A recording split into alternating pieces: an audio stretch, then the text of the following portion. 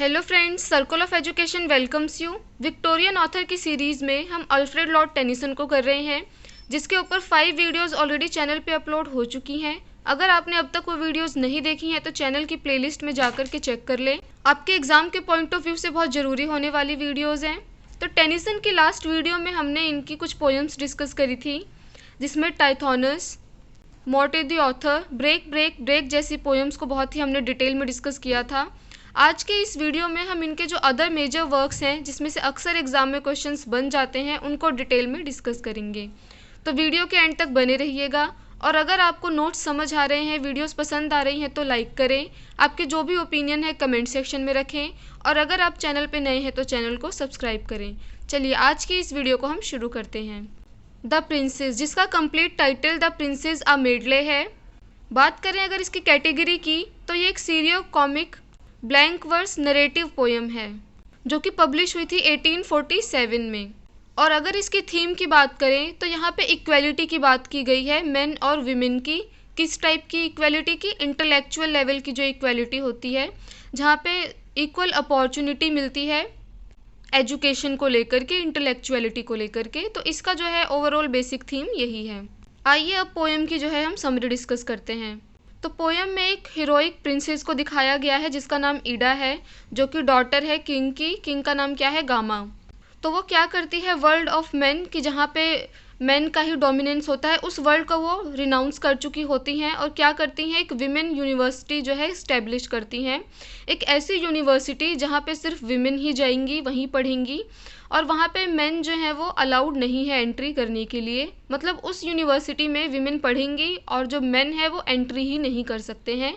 ऐसी यूनिवर्सिटी जो है, जो प्रिंसेस ईडा है, वो इस्टेब्लिश करती हैं। बैकग्राउंड में ये हमें पता चलता है कि प्रिंसेस की जो है इंगेजमेंट हो चुकी है एक प्रिंस के साथ। तो प्रिंस क्या करता है, प्रिंसेस से मिलने के लिए ना यूनिवर्सिटी में एंटर करना चाहता है, लेकिन क्योंकि यूनिवर्सिटी में जो मेन है वो अलाउड नहीं है एंट्री करने के लिए, तो प्रिंसेस से मिलने के लिए प्रिंस क्या करता है, अपने 2 फ्रेंड को लेकर के आता है। और ये क्या करते हैं कि डिस्गाइज हो जाते हैं, मतलब अपना जो वेशभूषा है, अपना जो अवतार है वो बदल लेते हैं, एक विमेन की तरह तैयार हो जाते हैं और यूनिवर्सिटी में जो है ये लोग एंट्री कर लेते हैं। बट बाद में जो है इनकी सच्चाई सबको पता चल जाती है, और जब ये सच्चाई सबको पता चलती है तो ये क्या करते हैं, वहाँ से भाग जाते हैं। लेकिन बाद में इन तीनों को पकड़ लिया जाता है, पहचान हो जाती है। और बाद में इस प्रिंस को क्या है, एक बैटल भी लड़ना पड़ता है प्रिंसेस से शादी करने के लिए। बट एट लास्ट होता क्या है, प्रिंसेस जो है रिटर्न कर देती है प्रिंस के प्यार को। इसी पोएम में हमको प्रोलोग और कंक्लूजन भी देखने को मिलेगा। और थीम, जैसा कि हमने डिस्कस किया, इसकी थीम क्या है कि विमेन के लिए भी जो है हायर एजुकेशन होना चाहिए। इसका एक फेमस कोट है, the man be more of women, she of man. इसकी और कुछ फेमस लाइन्स हैं जो अक्सर एग्जाम में पूछ ली जाती हैं। आइए देखते हैं। Man for the field and women for the hearth, कि मैदान में लड़ने के लिए जो है वो मेन है और घर में रसोई के काम के लिए विमेन है। Man for the sword and for the needle she, कि मेन जो है वो तलवार चलाने के लिए हैं और जो विमेन है वो सुई धागा चलाने के लिए है।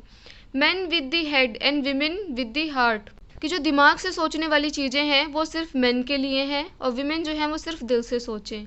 Man to command and women to obey, कि कमांड करने के लिए, डिक्टेट करने के लिए जो है वो मेन है, और उन डिक्टेशन को, उस कमांड को मानने का काम जो है वो विमेन का है। अगर इनसे अलग कुछ होता है तो वो कन्फ्यूजन क्रिएट करता है। Man is Hunter, women is his game, the sleek and shining creature of the chase, कि क्या मैन क्या है, हंटर है, शिकारी है, विमेन क्या है, उसके लिए एक खेल है, एक गेम है, और मैन का काम क्या है कि उसको ढूंढे, पीछा करे, चेज करे। चलिए मूव करते हैं नेक्स्ट इम्पॉर्टेंट वर्क की तरफ। सर गेलाहट, जो कि एक लिरिक है, पब्लिश हुआ है 1842 में, शॉर्ट पोएम है। बात करें अगर ये किस पे बेस्ड है, तो अगेन ये अर्थरियन लेजेंड पे बेस्ड है, यानी यहाँ पे किंग अर्थर का जो है जिक्र होगा। बात करें अगर इसकी स्टोरी की, तो इसमें दिखाया गया है कि जो लोग हैं वो किसके पीछे भाग रहे हैं, होली ग्रेल के पीछे। होली ग्रेल क्या है, एक कप है, वो कप जिसमें जो जीसस क्राइस्ट थे उन्होंने अपना लास्ट मील जो है वो लिया था। तो सब जो है वो कप पाना चाह रहे हैं और उसके पीछे ही भाग रहे हैं। ये इसकी एक ओवरऑल स्टोरी लाइन है। सर गैलहेड कौन है, कैरेक्टर है जिसको बहुत ज़्यादा नोबिलिटी, प्योरिटी, करेज और फेथ के साथ इन्होंने टेनिसन ने प्रेजेंट किया है। और साथ ही साथ सर गैलहेड कौन है? सन है सर लैंसलॉट के। यहाँ पे 3 जो नाइट्स हैं उनका जिक्र हुआ है। वो 3 नाइट्स कौन से हैं? गैलहेड, पर्सिवल एंड बोस। चलिए मूव करते हैं नेक्स्ट वर्क की तरफ। मॉड, जो कि आई थी 1855 में, पोयम है ये। टेनिसन ने इस पोयम को अपनी फेवरेट पोयम बोला है। आपको ये पॉइंट इसका याद रखना है। और ये क्या है? बेसिकली एक सीरीज़ है सोलिलोकीज की। सोलिलोकीज में क्या होता है? इंसान खुद से ही बातें करता है। टेनिसन ने इसको एक मोनोड्रामा भी बोला है। बात करें अगर इस वर्क के इंस्पिरेशन की, तो ये वर्क जो है इंस्पायर्ड हुआ था किससे? चार्लोट रोजा बेरिंग से। तो इस पोयम का जो नरेटर होता है उसका जो बिहेवियर होता है, एटीट्यूड होता है मॉड के लिए, वो बहुत ज़्यादा एंटोगनिस्टिक होता है। नरेटर जो है बिल्कुल भी पसंद नहीं करता है मॉड को। मॉड क्या है? यहाँ पे एक फीमेल कैरेक्टर है और इनकी आपस में शादी होने वाली होती है। तो नरेटर को ऐसा फील होता है कि मॉड जो है उनके लायक नहीं है, उनकी वाइफ बनने में वो फिट नहीं बैठती हैं। लेकिन बाद में क्या होता है? नरेटर को प्यार हो जाता है मॉड के साथ ही। लेकिन अब जो है मॉड के जो ब्रदर्स होते हैं, भाई जो होते हैं मॉड के, वो कॉन्फ्लिक्ट क्रिएट करते हैं। तो इस पोएम के एंड में जो है हमें डेथ देखने को मिलता है। तो हम कह सकते हैं कि ये पोएम जो है एक ट्रेजिक लव स्टोरी है। इसमें एक फेमस कोट है, ये देख लेते हैं। The churches have killed their Christ. आइए मूव करते हैं अब नेक्स्ट वर्क की तरफ। इन मेमोरियम AHH, ये बहुत ही मेजर और इम्पॉर्टेंट वर्क है टेनिसन का। इसमें से अक्सर एग्जाम में क्वेश्चन बन जाते हैं। तो ये क्या है? एक पोएम है जो कि एक पर्सनल एलिजी है। पर्सनल एलिजी क्या होती है? कि जब हम किसी अपने के डेथ के ओकेजन पे कुछ लिखते हैं, उसको जो है पर्सनल एलिजी बोला जाता है। वो कोई क्लोज फ्रेंड, फैमिली या रिलेटिव से भी हो सकता है। साथ ही साथ इस पोएम में जो है हमें पेस्टोरल एलिजी के एलिमेंट्स भी देखने को मिलते हैं। तो टेनिसन ने ये वर्क लिखा था, उनके एक कैम्ब्रिज में फ्रेंड बने थे, अर्थर हेनरी हेलिम। अगर आप अब तक की वीडियोस सारी देखते आ रहे हैं टेनिसन की, तो आप इनके इस फ्रेंड से बहुत अवेयर होंगे। तो हेलिम की जो है सडनली डेथ हो जाती है। किस वजह से? सेरिब्रल हेमरेज के कारण, वियना में 1833 में, जब वो सिर्फ 22 साल के ही होते हैं। तो ये जो डेथ होती है वो 1833 में होती है। लेकिन ये जो वर्क है इन मेमोरियम टेनिसन का, ये कंप्लीट होता है 1849 में।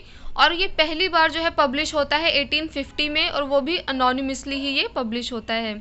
यानी टेनिसन जो है इस वर्क को अपने नाम के साथ पब्लिश नहीं करते हैं। तो इस वर्क को पब्लिश होने में, कंप्लीट होने में ऑलमोस्ट जो है 17 ईयर्स का टाइम लग गया था।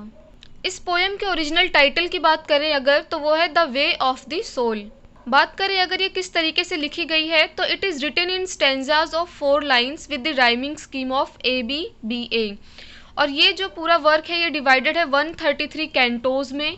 साथ में इसमें हमें प्रोलोग और एपिलोग देखने को मिलेंगे। पोएम की जो शुरुआत होती है वो एक फ्यूनरल के साथ होती है, क्योंकि डेथ का जिक्र हो रहा है। लेकिन ये पोएम जो है ये ख़त्म होती है एपिथेलोमियन के साथ। ये एक वेडिंग पोएम होती है। तो आपको यहाँ पे कंफ्यूज नहीं होना है कि ऐसा क्यों है। अगर आपने बायोग्राफी वाली वीडियो देखी होगी तो आपको बहुत अच्छे से याद होगा कि जो टेनिसन की सिस्टर होती है उसकी इंगेजमेंट होती है टेनिसन के फ्रेंड हेलिम के साथ। तो इनकी इंगेजमेंट हुई रहती है, लेकिन सडन डेथ जब हो जाती है हेलिम की, तो कुछ टाइम बाद जो है टेनिसन की जो सिस्टर होती है उसकी शादी किसी और से हो जाती है। तो उस शादी का जिक्र जो है हमें इस पोएम में देखने को मिलेगा। तो बेसिकली जो है टेनिसन ने यहाँ पे दिखाया है कि कोई चीज़ अगर ख़त्म हो रही है तो दूसरी चीज़ शुरू होगी। जो नेचुरल साइकिल है, जो नेचुरल लॉ है, उसको जो है यहाँ पे टेनिसन ने दिखाया है। तो जब ये वर्क टेनिसन का आया था तो क्वीन विक्टोरिया ने भी इस पोएम को बहुत ज़्यादा अप्रिशिएट किया था। और इस पोएम को उन्होंने बोला था कि ये पोएम मेरे लिए नेक्स्ट टू द बाइबल है, कि बाइबल के समान इन्होंने इस पोएम को माना था। कि जैसे बाइबल जो है उनके दुख को कम करने का काम करता है, उस वक्त इस पोएम ने भी उनके इस दुख को कम करने का काम किया था। वो दुख क्या था? कि जो क्वीन विक्टोरिया के हस्बैंड होते हैं ना, प्रिंस एल्बर्ट, उनकी जो है डेथ हो जाती है। तो ये पोएम जो है एज अ रिलीफ उनके लिए काम करती है। इसके लिए उन्होंने कुछ टर्म यूज़ किए थे, एग्ज़ाम में अक्सर पूछा जाता है, तो आपको याद रखना है। वो बोलती हैं she was suit and pleased by it. It क्या है? इन मेमोरियम, ये जो वर्क है। साथ ही इन मेमोरियम में जो AHH इनिशियल्स यूज़ हुए हैं वो अर्थर हेनरी हेलिम के लिए यूज़ हुआ है। T.S. इलियट ने भी इस पोएम को बहुत ज़्यादा अप्रिशिएट किया था और इस पर कमेंट किया था, the most unapproachable of all his poems. इसमें कुछ कोट्स हैं, आइए देख लेते हैं। Strong son of God, immortal love, our wills are ours, we know not how, our wills are ours to make them thine, 'tis better to have loved and lost than never to have loved at all, though nature red in tooth and claw। तो आज की इस video को हम यहीं complete करते हैं। Next video में इनके जो अदर मेजर वर्क रहते हैं हम उनको कंप्लीट करेंगे। तो अगर आपको वीडियोस पसंद आ रही हैं तो लाइक करें, अपने ओपिनियन कमेंट सेक्शन में रखें और अगर आप चैनल पे नए हो तो चैनल को सब्सक्राइब करें। Thanks for watching this video.